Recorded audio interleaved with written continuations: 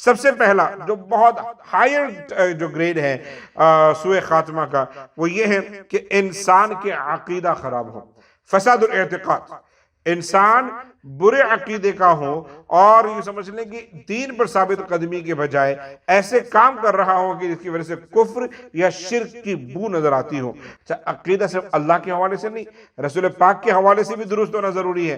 اگر آپ حضور کے گستاخ ہیں، رسول پاک کی بے ادبی کا عقیدہ رکھتے ہیں، تو یاد رکھیں قرآن مقدس میں اللہ نے ایک آیت ارشاد فرمائی ہے، اور میں آپ کو بتا دوں یہ آیت سنہری جالیوں پر روضہ رسول کے اوپر لکھی ہوئی ہے، اور وہ کیا ہے؟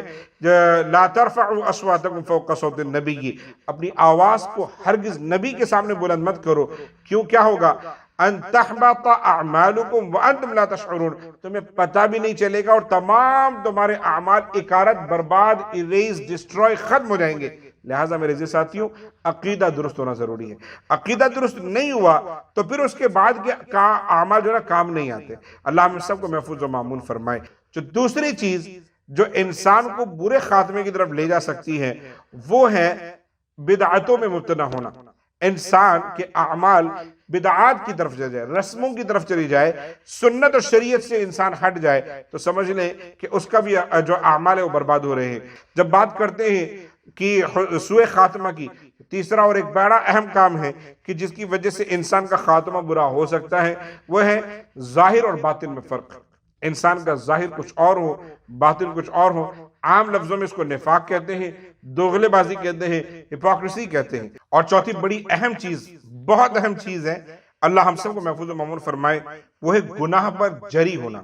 گناہ پر جری ہونے کا مطلب یہ ہے، ایک تو ہم گناہ کرتے ہیں اور اللہ تعالیٰ ہم سب کو محفوظ و مامون فرمائے، بچائے، ہماری گناہوں، ہماری توبہ کو قبول فرمائے، ہمیں گناہوں سے دور رکھے۔ لیکن ایک ہوتا ہے گناہ اتنی مرتبہ کرنا کہ بندہ جری ہو جائے۔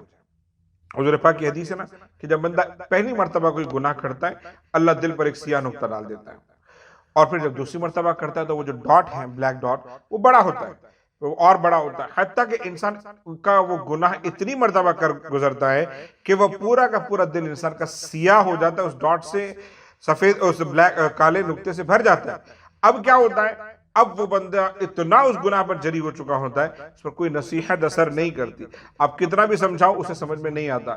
اللہ ہمیں اس لیول پر پہنچنے سے بچائے۔ انسان اس چیز پر مرتا ہے جو دراصل اس نے زندگی میں سب سے زیادہ کیا ہوگا، یعنی کہ جو کام وہ چاہ رہا ہے، جس کام کی خواہش ہے، جس کام کی طلب ہے، زندگی بھر کرتا رہا ہے، اسی پر اس کا خاتمہ ہوتا ہے۔